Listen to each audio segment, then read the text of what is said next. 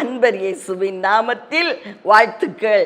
யாத்திரையாகமம் 20ஆம் அதிகாரம் 24வது வசனம். நான் என் நாமத்தை பிரஸ்தாபப்படுத்தும் எந்த ஸ்தானத்திலும் உன்னிடத்தில் வந்து உன்னை ஆசீர்வதிப்பேன். யார் சொன்னது? யெகோவா தேவன் மோசேக்கு சொல்லி கொடுக்கிறார். எகிப்தின் அடிமைத்தனத்திலிருந்து இஸ்ரவேல் ஜனங்களை விடுதலையாக்கி கொண்டு வந்த அந்த நாட்களிலே இந்த வார்த்தையை சொல்லுகிறார்.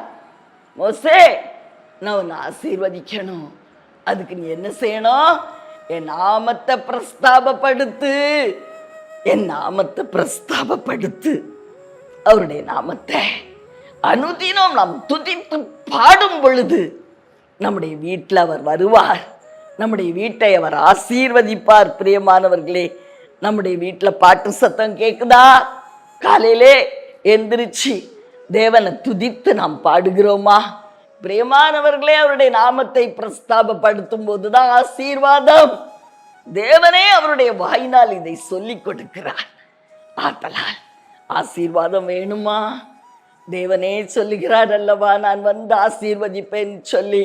அவருடைய நாமத்தை துதித்து பாடுங்கள், ஸ்தோத்திர பலியிடுங்கள். ஒரு அன்பு சகோதரி கடந்த நாள்ல என்கிட்ட சொன்னாங்க, அம்மா, நான் 10,000 ஸ்தோத்திர பலிகளை 3 மணி நேரத்துல ஏறெடுப்பேன். அப்படியா அப்படின்னு நான் கேட்டேன். எப்படி அப்படின்னு கேட்ட பொழுது அவங்க சொன்னாங்க, ஒரு நொடி பொழுது அப்படி கணக்கு வச்சு நான் ஏசப்பா ஸ்தோத்திரம் அப்படின்னு சொல்லி பார்த்தேன்.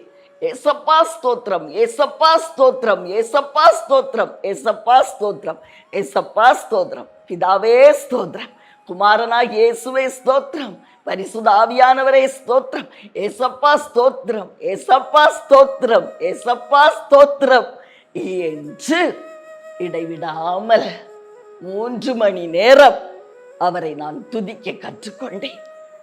10,000த்திற்கும் மேலாக ஸ்தோத்திர பலிகள் ஏறெடுக்கப்படுகிறது. இதனால என் வாழ்க்கையில் அநேக தடைகள் உடைக்கப்பட்டு சமாதானமான ஆசீர்வாதமான ஒரு வாழ்க்கையை நான் கண்டடைகிறேன்.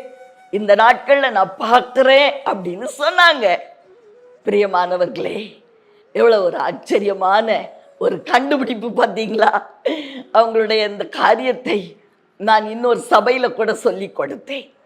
ஆதலால் நாமும் கூட அவருடைய நாமத்தை அப்படியாய் பிரஸ்தாபப்படுத்த கற்றுக்கொள்வோம். 1 மணி நேரம் ஏசப்பா ஸ்தோத்திரம் என்று நீங்கள் சொல்லிக்கொண்டே இருந்தால் 3000த்துக்கு மேலான ஸ்தோத்திர பலிகள் ஏறெடுக்கப்படுகிறது. பிரியமானவர்களே, அவருடைய நாமத்தை பிரஸ்தாபப்படுத்துறதுக்கு தயங்காதீங்க. உங்க வாய் சும்மாவே இருக்கக்கூடாது, ஒரு நிமிஷத்தை கூட வீணாக்க கூடாது. தேவனுடைய நாமத்தை துதித்து பாருங்கள். அவரை பிரஸ்தாபப்படுத்தும் போது நீங்கள் ஆசீர்வாதமாய் தங்கி இருக்கும்படி செய்வார். உங்களுக்காக ஜெபிக்கட்டுமா? அன்பின் பரலோக தகப்பனே, அருமையான நல்ல ரட்சகரே, ஆவியானவரே, அன்பான தெய்வம் அப்பா, இயற்கைக்கு அப்பாற்பட்ட உங்களுடைய அன்புக்காய் நன்றி. எங்களுக்கு இதை கற்றுக் கொடுத்த அந்த அன்பு சகோதரியையும் அவங்க குடும்பத்தையும் ஆசீர்வதித்து பெருக பண்ணுவீராக தெய்வமே. எவ்வளவு ஒரு அருமையான கண்டுபிடிப்பு! அந்த மகளுக்கு இந்த வெளிப்பாடை நீ கொடுத்தீர் ராஜா. நாங்களும் இதை கற்றுக்கொண்டு உம்மை துதித்து எங்களுடைய வீட்டை ஒரு ஆராதனை கூடம் போல மாற்றிக்கொள்ள, அதனால நாங்க உங்க ஆசீர்வாதத்திற்கு பாத்திரர்களாய் காணப்பட கிருபை செய்யும். இயேசுவின் நாமத்தில் ஆமென்.